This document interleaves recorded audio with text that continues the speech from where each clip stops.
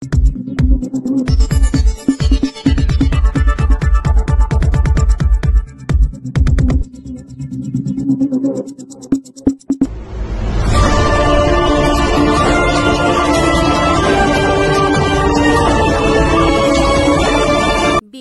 ৩১ দফা বাস্তবায়নে টাঙ্গাইলে সুলতান সালাউদ্দিন টুকুর বিশাল গণমিছিল ও লিফলেট বিতরণ।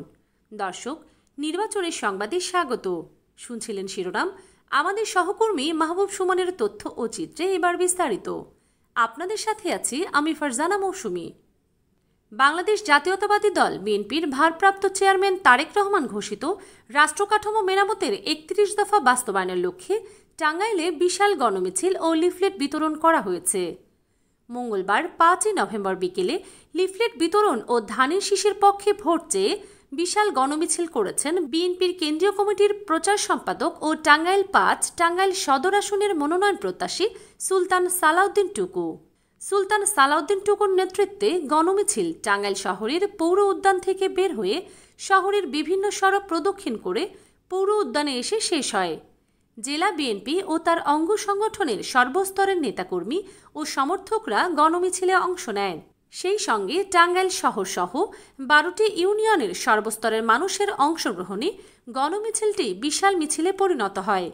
এর আগে দুপুর থেকেই সদর উপজেলার ১২টি ইউনিয়নের বিভিন্ন এলাকার নেতাকর্মী ও সাধারণ মানুষ ব্যানার, পোস্টার ও ফেস্টুন হাতে নিয়ে পৌর উদ্যানে সমবেত হন। কানায় কানায় পরিপূর্ণ হয় পৌর উদ্যান। এ সময় সংক্ষিপ্ত সমাবেশে সুলতান সালাউদ্দিন টুকু বলেন, তারেক রহমান ঘোষিত ৩১ দফা হচ্ছে একটি নতুন বাংলাদেশের রূপরেখা। এটি শুধু রাজনৈতিক কর্মসূচি নয়, বরং এটি হচ্ছে একটি ন্যায়ভিত্তিক, গণতান্ত্রিক ও জনগণের অধিকার প্রতিষ্ঠার লড়াইয়ের দিক নির্দেশনা। তিনি বলেন, বাংলাদেশের মানুষ আজ ন্যায়, উন্নয়ন ও গণতন্ত্র চায়। বিএনপির ৩১ দফা কর্মসূচি সেই আকাঙ্ক্ষারই প্রতিফলন। এই কর্মসূচির প্রতিটি দফাই জনগণের অধিকার, ন্যায় বিচার ও সমৃদ্ধি বাংলাদেশের রূপরেখা বহন করে।